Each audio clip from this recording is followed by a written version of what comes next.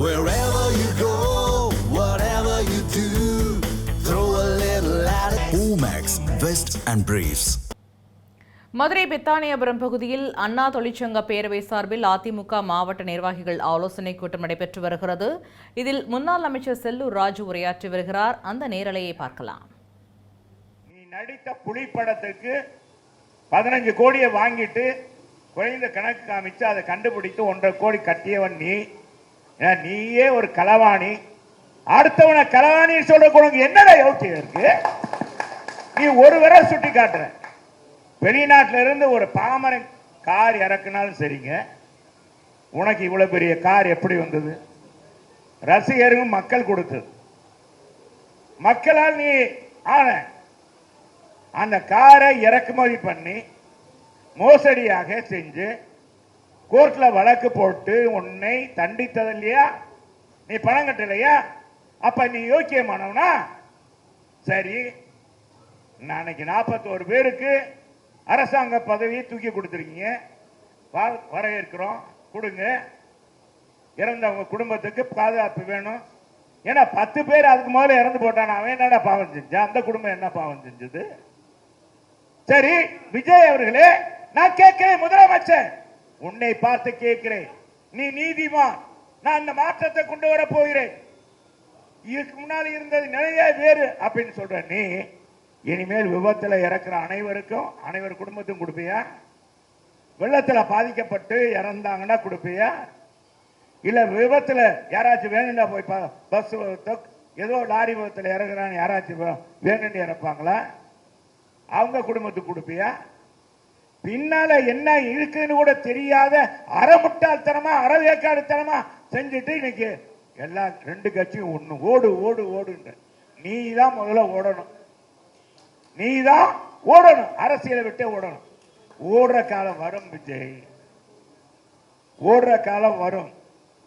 அன்னைக்கு அதிமுக இருக்கும், இங்க இருந்து சில பேர் போயிருப்பான், போனவரை பற்றி கவலையே இல்லை, இந்த இயக்கத்துக்கு பாடுபட்டிருப்பான். நான் அவருக்கெல்லாம் நேர் எடுக்க விரும்பல, அவர்களுக்கு நேர் எடுக்க விரும்பல. இந்த இயக்கத்தில் பாடுபட்டிருப்பார்கள், கோபதாபத்தில் போயிருப்பாங்க, திரும்ப வரலாம், எங்களுக்கு அவளை பற்றி கவலை இல்லை. ஆனா சரி, வர்றவங்களா சேர்த்துக்கிட்டீங்க, நீ என்ன யோக்கிய? வர்றவனா யோக்கியனா? அதுமாரி வழக்கு இல்லையா? இது நாங்க எங்க பல்ல குத்திய நாங்க மோந்து பார்க்க விரும்பல.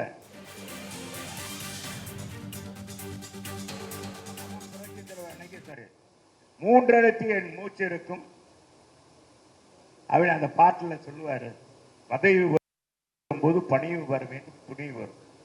மரியாதை கொடுக்கணும், அடுத்தவங்க மதிக்க தக்கணும். அண்ணா அவர்கள் இருந்த அவை அது. இன்னைக்கு இருக்காரு நம்ம சபாநாயகர், அவர் இந்த இயக்கத்தில் இருந்து அரும்பாடுபட்டவர் தான்.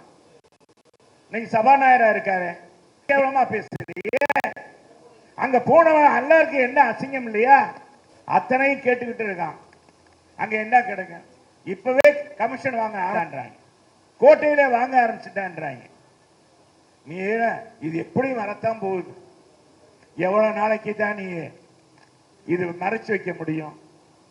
அன்னைக்கு தெரியும், வெட்ட வெளிச்சமாகும். வந்திருக்காரு முதலமைச்சர் விஜய், எவ்வளவு அருமையா நடத்துறாரு சபையை, நாகரிகமா நடத்துறாரு. பேசணுங்க, மக்கள் பேசணுங்க.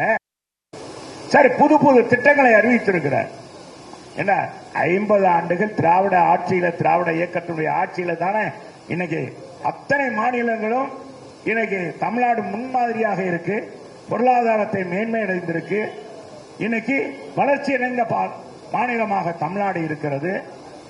சாலை வசதி, அத்தனை வசதி இன்னைக்கு நிறைந்திருக்கிறது என்றால், செல்வ செழிப்போடு இருக்கின்றார் திராவிட இயக்கங்களுடைய ஆட்சி தானே. அண்ணா திராவிட முன்னேற்றங்களும் 31 ஆண்டுகள் ஆட்சியில் இருந்திருக்கு. 69 இடஒதுக்கீடை கொண்டு வந்தது யாருடா? அண்ணா திராவிட முன்னேற்ற கழகத்துடைய ஒரு பிராமணத்தியாக இருந்து, ஒரு பிராமண பெண்ணாக இருந்து ஆணித்தரமாக சொன்னார். 69 இடஒதுக்கீடை கொடுக்கிறது அண்ணா திமுக.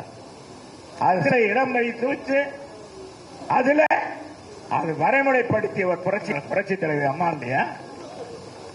இன்னைக்கு அவர் என்ன சொன்னார்? நம்ம வீரமணி சமநீதி காத்த வீராங்கனையின் பேரை பெற்றவர். அது அதிமுக ஆட்சி இல்லையா?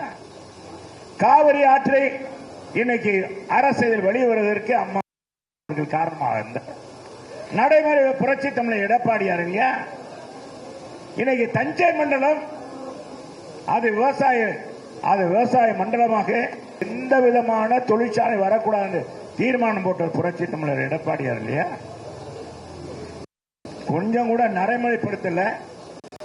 இன்னைக்கு 5 மாவட்ட தென் மாவட்டங்களுடைய நீர் ஆதாரமாக இறங்கக்கூடிய முல்லை பெரியார் அணையை 136 அடியில் 152 அடியாக உயர்த்துவதற்கு ஆணை பெறுவதற்கு உச்ச நீதிமன்றத்தில் வழக்கு தொடுத்த என் புரட்சி தலைவி அம்மா இல்லையா?